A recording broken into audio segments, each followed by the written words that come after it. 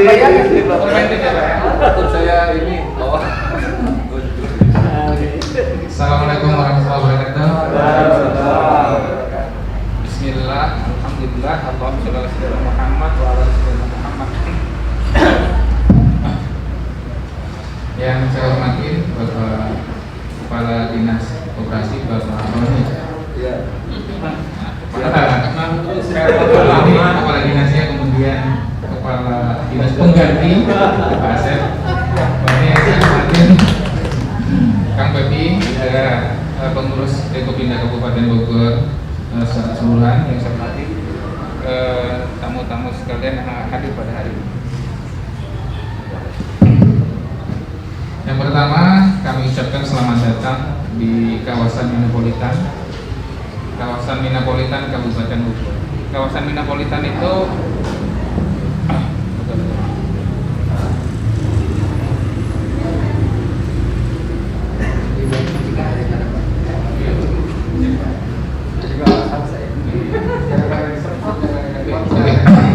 ini kawasan di sini adalah kawasan Minapolitan sesuai dengan SK Bupati tanggal 24 April tahun 2010. Jadi kawasan ini ditentukan sebagai kawasan Minapolitan meliputi 4 kecamatan.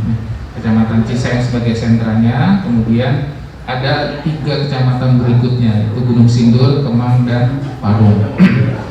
Kemudian perlu saya sampaikan, ini termasuk wilayah sentra Minapolitan. Ini gedung ini adalah milik Dinas Perikanan. Kemudian sampai ke belakang ada empang dan ada kantor kita di belakang. Sekilas tentang kawasan Minapolitan ini, yang pertama banyak potensi tentang perikanan. Pertama tentang ikan konsumsi. Konsumsi terbesar produksinya di sini adalah ikan lele. Ya, ikan lele mungkin sehari bisa 80 ton per hari. Dan itu adalah produksi terbesar di Indonesia. Ya, jadi kalau seandainya dari sini mogok nggak jual lele, kelihatannya lele di Jakarta nggak ada jadinya. Nggak terpenuhi gitu ya, karena dari wilayah lain katakanlah dari sekitar Cirebon, Indramayu tetap suplai juga ke Jakarta, tapi tidak mencukupi untuk kebutuhan Jakarta. Jadi kalau orang Cisayong 2 hari libur nggak jual lele, artinya lele di Jakarta nggak ada lah gitu. Lele langka. Lele langka. Jadi itu potensinya ya saya sampaikan 80 ton per hari. Dari mana asumsinya kan gitu ya? Satu bandar itu bisa 3 ton 4 ton per hari. Tiap hari satu bandar itu tiap hari 4 ton 3 ton lelenya.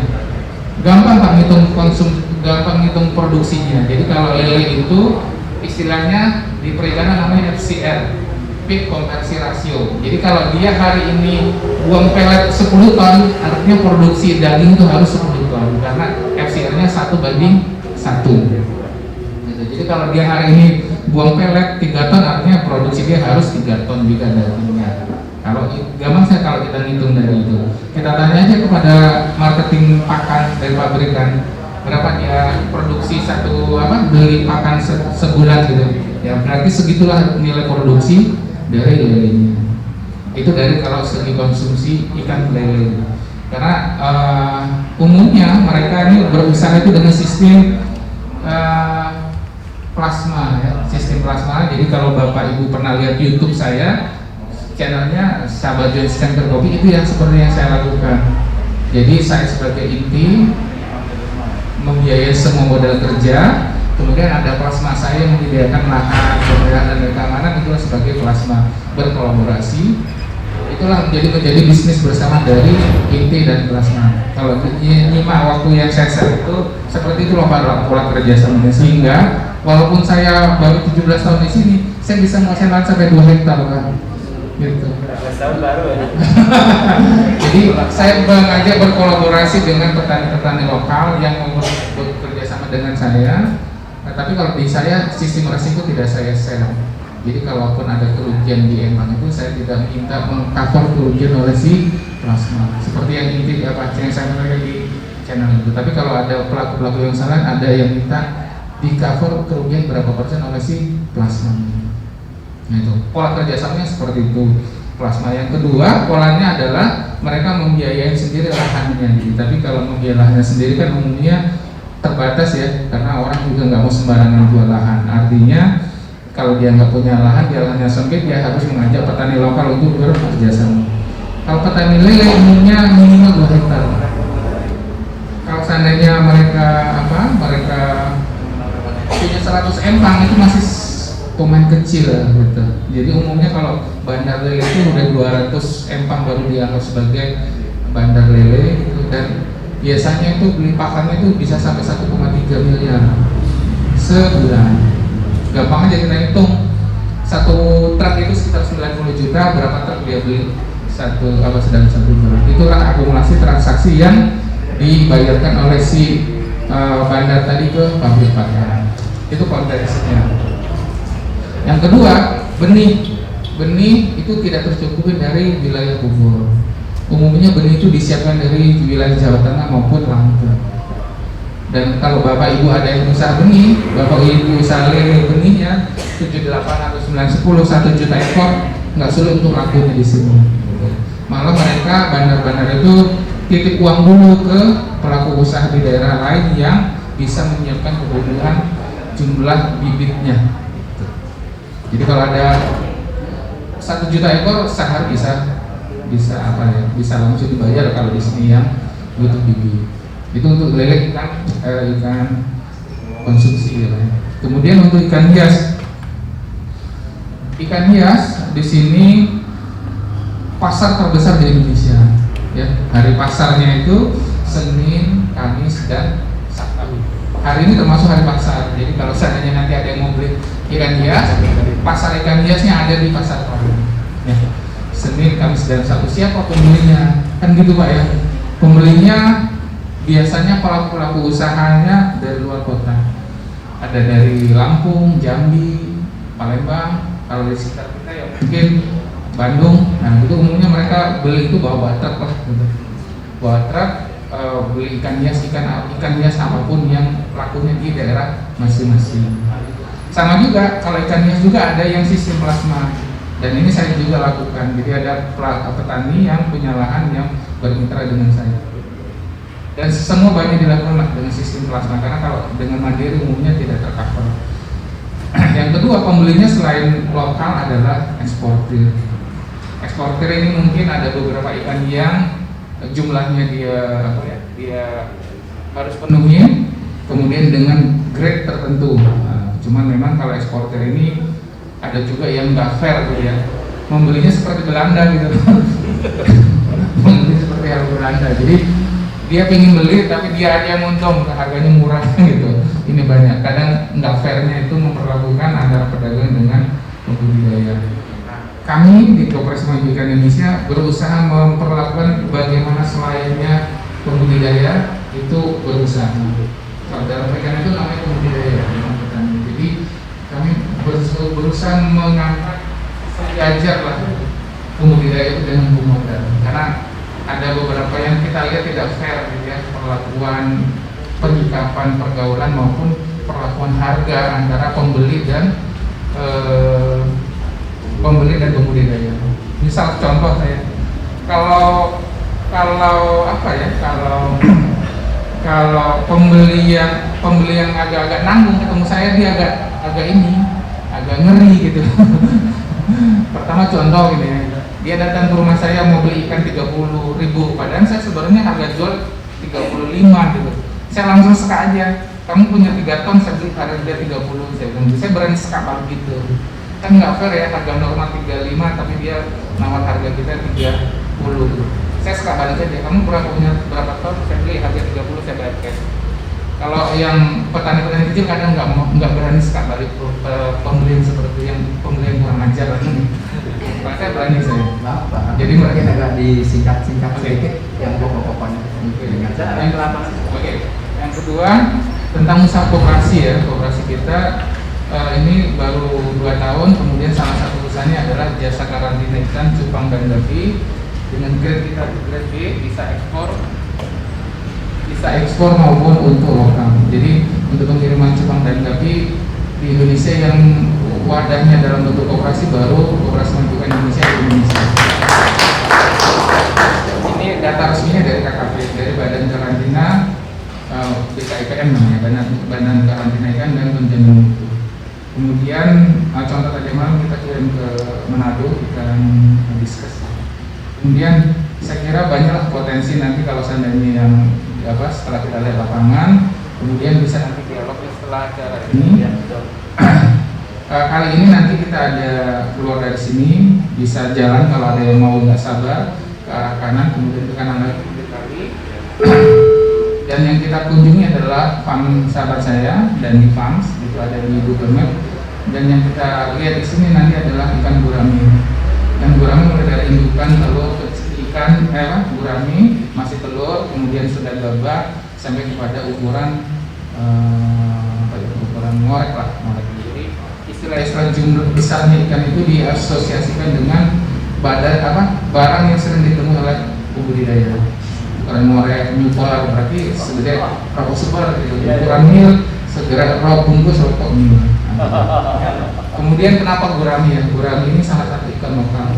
Kemarin sesuai dengan Kang tadi ya. Ikan mas itu bukan asli Indonesia, ikan mas itu impor ya dari Cina maupun Jepang. Artinya kalau kita impor sekaligus kita sebenarnya mengimpor penyakit ya. Kalau ikan gurami itu ikan lokal, ikan asli Jawa Barat malah. Jadi harus kita lestarikan untuk apa? Ikan lokal kita untuk supaya tetap eksis. Itu saja pengantar dari saya. Nanti kita ke lapangan. Mudah-mudahan ada dialog interaktif nanti supaya jauh lebih baik. Saya kira itu saja. Assalamualaikum warahmatullahi wabarakatuh. Terima kasih Pak Anam bagi pemaparan singkatnya. Insya Allah nanti untuk mendalami apa tadi yang telah beliau sampaikan sambil berjalan di lapangan, kita bisa tanya jawab, termasuk juga bisa bincang-bincang dan sekaligus juga mungkin kita akan merencanakan tindak lanjutnya seperti apa kerjasama ke depan. Baiklah Bapak Ibu sekalian, mengingat waktu juga, mungkin kita acara seremoni yang pertama ini pembukaan kita cukupkan sampai di sini dan kita lanjutkan dengan acara kunjungan ke lapangan. Saya selaku pembawa acara, seandainya di dalam membawakan acara kekurangan, tolong dibukakan pintu maaf. Kepada Allah saya mohon ampun. Marilah sama-sama kita tutup dengan bacaan hamdalah. Assalamualaikum warahmatullahi wabarakatuh.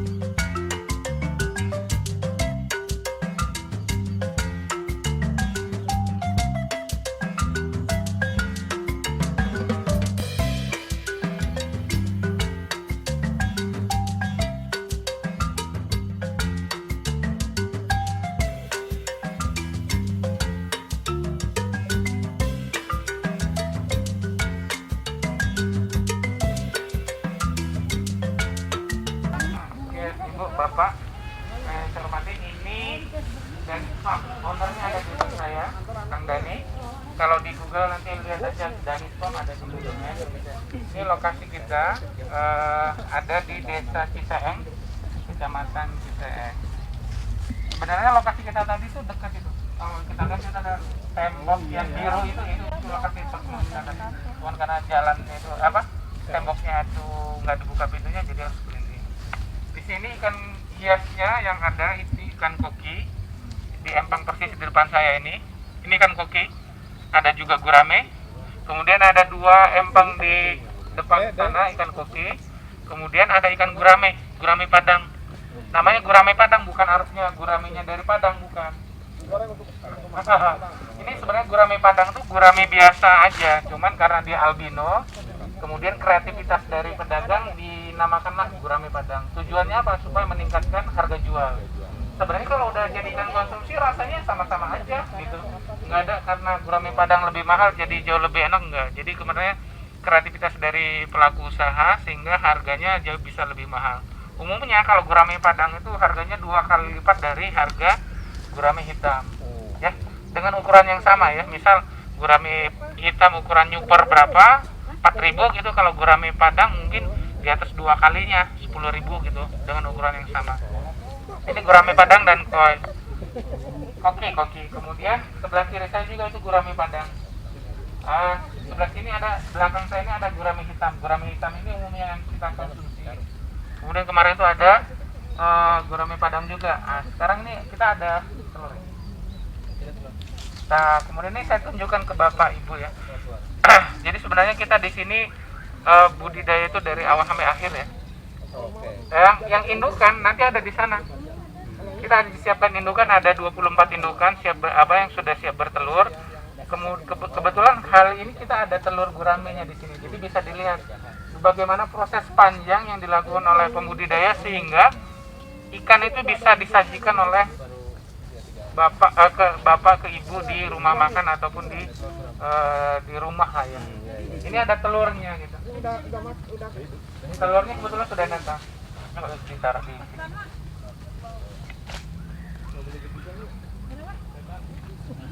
Nah, ini gurame telurnya. Ini telur gurame. Ini proses awalnya. Kalau kita nanam padi baru 1 butir padi untuk pengisian. Iya. Ini terjadi. Indukan itu kawin, dia keluar telur, dekat ya kan. Ini kita tarik kita tunggu sampai makanan cadangan di perutnya itu habis. Ini kalau telur itu cadangan makanan. Nanti kalau lama akan hilang. Jadi kalau untuk ikan gurame, jadi gini, bapak-bapak, tidak semua gurame yang besar bobotnya 1,5 sampai 2 kilo itu menjadi indukan. Jadi ada kriteria khusus ya untuk gurame. Semua jenis gurame Padang atau gurame yang hitam. Kita pun harus tahu bisa membedakan jantan betina. Itulah yang sulit. Ketika kita sudah tahu jantan betina, ada kriteria khusus lagi. Kalau jantan ini pejantan tangguh enggak?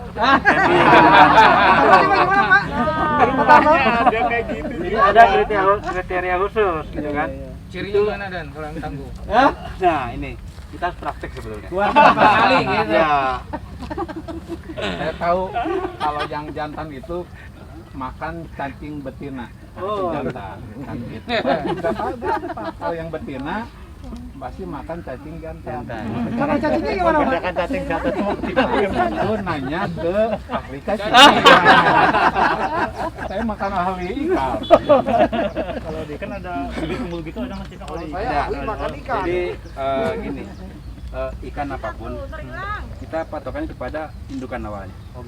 Jadi ketika indukannya memang bagus, sehat, pasti keturunannya pun genetikanya akan menurunkan.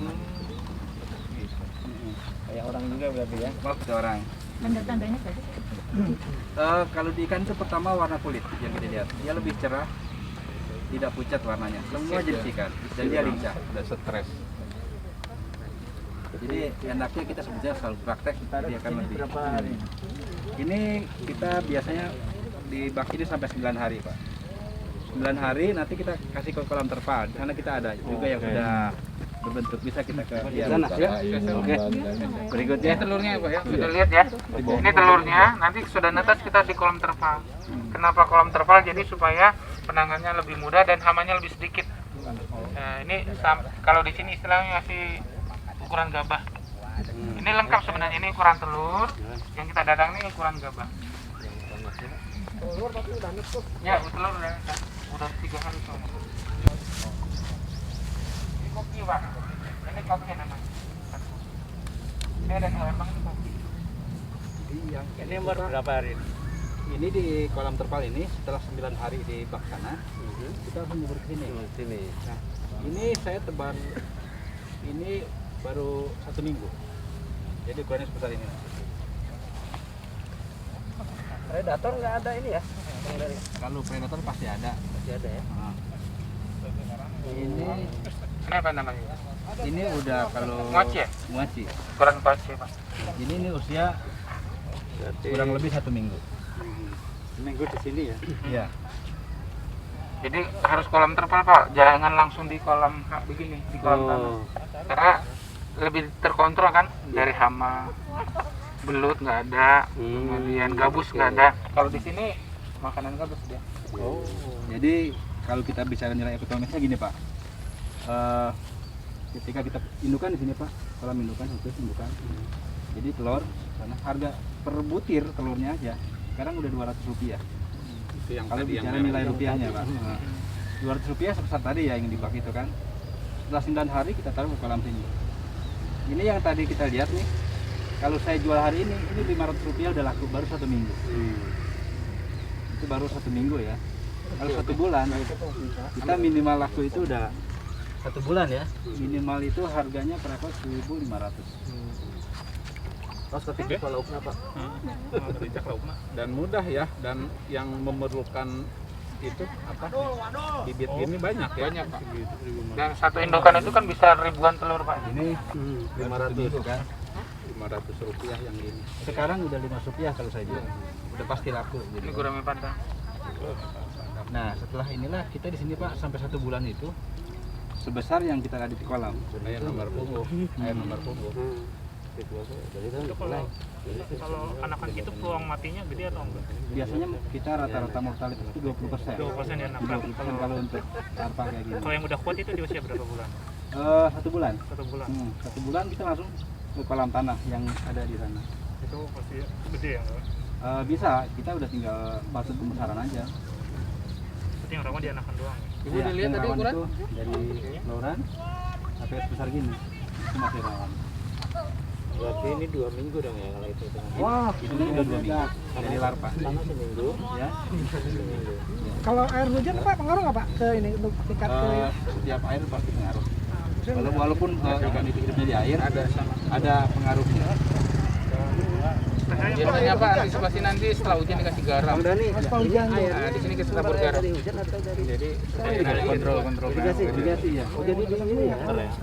Dipasok dari kan kalau lebih gampang dia Dan nyerap ke satu, bawah, gurame itu tidak perlu penguapannya air ada. Kalau yang begini kasih garam aja. Berapa lama harus diganti? Kata Pokoknya kalau di gurame dari larva usia 9 hari Pak sampai 2 bulan tidak perlu diganti sama sekali. Airnya semakin hijau semakin bagus Semakin warnanya. hijau, semakin biru, semakin bagus gurame. Semakin bagus warnanya. Jadi kalau kita mau pergantian, kita keluarin 20% aja, tambah air baru, supaya ada pergantian oksigen aja. Jadi inilah, jadi kita kan gimana sih mau bersihkan nggak punya lahan, cukup kolam sempit gini. Saya bicara saya pribadi supaya pelaku ya. Ini kalau 1 bulan, saya bisa tergaji 1 juta Pak dari 1 kolam ini. 1 bulan ya. Kalau kita punya 10 kolam, Itu aja, gurame aja ya. kurangnya. Kalau nggak perlu aerasi. 10 juta. Kalau aerasi itu seperti ikan mas. Malah Jadi kalau mah, ikan gurame tapi nanti dibongkar. kalau kekurangan oksigen dia ngambil Samping udara rumah dia. jalan raya itu kayak kolam Pak. Karena kalau gurame dia ngambil udara, ngambil oksigen masuk ke dalam. Jadi kalau kekurangan oksigen di air, dia itu biasanya pagi dini hari itu oksigen ada DO-nya apa kecil. Dia ngambil oksigen ke air. Air pump. Kecuali kalau ikan mas harus ada aerasi. Favorit. Itu ya, harus diendapkan Endapkan minimal Ini 1 Pak ya minggu untuk dan dia ada telurnya itu ya yang masih jaga dari itu. Ya. Indukan ada di istimewanya ya, di satu sini sarang itu ya. bisa Ya perkalian di kolam besar, Wei. kolam besar itu. Itu ada kolam kita Setelah indukan. dari sini bisa ke indukannya. Dan ini disimpannya di ujung gitu ya. Kenapa nggak di tengah supaya lebih terkontrol? Ah, ini dia. Kalau indukan gurame, Pak, dia maunya yang jiwanya tersembunyi. Dia tidak mau ada keramaian. Kan orang kawin aja harus tempat sepi, Pak. Kalau ketenangan banyak. Iya, jadi pertama ini kenapa sih ini kolam pinggir-pinggirnya nggak dibersihin? Nah itu dia sengaja Pak. Jadi memang supaya dia nyaman. Jadi kita nggak boleh bersihin sampai terang seperti tempat yang lain. Nggak boleh ribut. Indukan. Indukannya Gangguan ini nggak Pak? Pencurian berapa? Ini salah. Ini 5 ekor. Ini 10. Pengalaman tahun 10 ekor 5 pasang. enggak. Tertembak oleh 8 betina sampai sekarang 2 jantan. kawasan utama. Satu kolam ini. Ya. Pak Asep, ini 10 ekor, Pak. Satu kotak 10. Baru mau ditanyain Pak. Ya. 2 jantan, 8 betina. Wah, 2 jantan 8 betina. Boleh juga. 1:4. 1:4. Kalau Sunah Mas, sunah. Pas berarti. Makanya ibu-ibu jangan cari urusan anak-anak. Silakan Pak. Sedang jadi patin ya, Pak. Kalau indukan atau mandi 10 kan? kalau indukan gurame Pak dia bertelurnya dia nggak bisa breeding atau disuntik gurame. jadi dia natural aja. Tapi nggak punya keberanian. Oh, nggak disuntik Pak ya? Pakai hijau. Jadi kurandil. Gurehe jadi. Nanti dia seperti berpipit Pak. Kita kasih media hijau. Itu di pojok sana ada. Itu ada itu Pojok ini ada juga. Iya. Jadi dia ambilin. Dia buat sarang seperti Yang buat burung. sangka itu seperti jantan. Nanti nyarangnya di ini. Pinggir-pinggir saraf pinggir ini. berpipit. Iya. Kayak bulat gitu. 8 jantan ya. Jadi dari sini ke Telur. panci ember Ah, masuk sini. Dari sini masuk ke Kolam kolam. tanah. Jadi ikan gurame bisa dipresto nggak ya? Oh bisa Pak kalau di sini. Bisa. Asal nginap. Minum dulu ya. Nginep dulu Pak. Terus sampai usia panen 2 kiloan itu kalau panen di usia berapa aja tuh? Kalau untuk ikan gurame Padang Pak, kita pada ukuran sebesar 4 jari. 4 jari ya. Udah keluar. Tapi kebanyakan kita kan ngikutin pasar. Jadi pasar ada pesanan 3 aja dia udah terpas asal di harga udah. Kita nggak harga makan kita ketika ada margin besar ya. Nah, yakinnya masih kurang ada pasar Jual. Saya nggak nunggu harus besar. Tapi kan kita sudah punya hitung-hitungan. Kalau telur aja kita jual 200 juta. Iya. Yang koperasi ya. Itu ya udah 500 pasti. Makanya kita main di kalau di ikan kuantiti Pak. Yang tugas ya. Untuk kecil tapi kuantitinya Iya. banyak dia. Nanya tuh udah saya udah. Jadi kalau untuk tahu ikan itu lagi hamil gimana Pak? Kan nggak kelihatan kalau saya udah sukanya. Jadi sebelum kita tebar ke sini, kita kan lewat kualifikasi indukan. Oh iya. Nah ini kemarin saya indukan ini dari 103 ekor ikan yang terambil kualitas itu cuma 23 ekor. Di mana lagi? Berarti cuma 25% kan? Itu. Ya, sisanya reject, cuma buat dipotong aja. Pak Dani ini pakai suntik-suntik apa enggak nih Pak Dani? Nah gurame itu sampai sekarang saya sering main ke IPB dan sering diundang sama orang-orang IPB. Bahkan pernah riset selama 6 bulan, gurame itu tidak bisa disuntik sampai hari ini. Jadi kalau ada mengatakan saya bisa nyuntik gurame, saya akan menggurui ke sana. Jadi saya siap belajar lagi. Baru lele ya bisa ya? Kalau lele ikan lain bisa di stripping lah, bisa disuntik. Tapi kalau untuk gurame, kenapa sih dia harganya stabil sampai hari ini? Dia produksi tidak bisa dipaksa. Ya tidak banyak. Tidak bisa banyak. Cuman kalau bobot indukan gurame 2 kilo, satu sangkar itu dia bisa menghasilkan 5 sampai 7.000 butir telur. Kenapa sih? Berapa dipotong? Itu termasuk sedikit. Karena gurame gini, semua ikan kan punya kantong telur 2 Pak. Kalau gurame dia nggak keluar semua. Jadi ketika dikawin sampai ke jantan, dia keluar cuma sebelah kantong telurnya. Nah ini nunggu tua lagi. Mana aja lah. Nanti 2 minggu kemudian baru keluar lagi. Setelah dia sampai produksi lagi, dia nunggu waktu 2 bulan. Dia belum situ. Tapi ini mah nggak bisa vaksinasi. Usia produktifnya berapa tuh sampai tadi Kalau indukan itu dia dibobot maksimal 4 kilo. 4 kilo. Berapa usianya? Katanya ada indukan gurame usia produksi itu minimal 3 tahun. Minimal 3 tahun. Terus sampai Kalau mau dipindah tidak produksi sampai menopause itu bisa 7 tahun. menopause. 4 tahun berarti pencit dapat. Ya kan. Mungkin kalau kemarin Kang Amran kemarin itu 6 kilo yang kita kali Itu sudah macam-macam aja. Udah boleh dimakan. Oh iya. Ada yang ada Sarah. Masih lama, masih lama.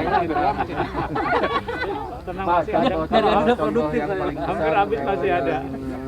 Yang gede 2 di kolam mana nih? Di ujung Pak. Di ujung. Ayo guraminya tumpang. Iseng aja. Indukan makanya peka ya, nggak boleh di Ya, dia mah ini mah gitu. Ya kalau mau diturunin, kalau Kang Pepi mau ini tanpa alat, bawa. Tapi nanamnya tanpa Pak, alat. kalau misalnya telurnya keluar dari sini. Iya. Gimana tuh cara bertelur? Oh enggak, jadi kan seandainya dia sudah bikin sangkar. Di pojok itu ada. Oke. Nanti dia kan seperti burung pipit. Oke, Bentuk bunder gitu kan. ya. Nah, cara cirinya apa sih? Indukan ini sudah bertelur. Jadi ketika dia bikin sarang mulut ini, kita monitor terus. Kita pegang ini setiap pagi. Ketika dia sudah rapat, berarti sudah pastikan dia bertelur. 12 yang ukuran. Itu ciri pertama. Ciri yang kedua, ketika dia sudah bertelur, di lapisan air atas ini berminyak. Itu paling dasar. Jadi indukan kelihatan. Tadi perbandingannya telur yang jadi itu berapa? Kalau telur ini, nah ini kita untuk meminimalisir kematian. Kalau seandainya dia bertelur pagi ini, kita tunda sampai 24 jam baru kita angkat. Tapi kalau telur kita angkat, resiko kematian minimal berapa? 1 kubik jangan hitung. Tunggu 24 jam. 24 jam baru kita angkat. Mungkin bisa hitung volume drum kan bisa ya. Iya, harus ya safety bener lah. Kali 300. Oke, Pak. Intensif itu. Kurang siap iya Pak. Siap konsumsi ya. pasarkan. Siap konsumsi, siap pasarkan. Karena Kelihatan tadi. Ini sudah harga Itu kelihatan tadi. Sekarang di 2.500. 2.500. hitungannya Tadi naon Pak, aman naon.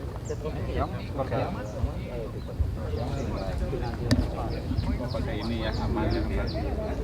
Komedi Paraban dari itu mangsa ya. keluar bisa waktunya ya. Iya, dia biasanya kalau pagi sama sore. Udah Pak ini udah pelet ini. Ini udah pelet, Pak. Pelet halus ya.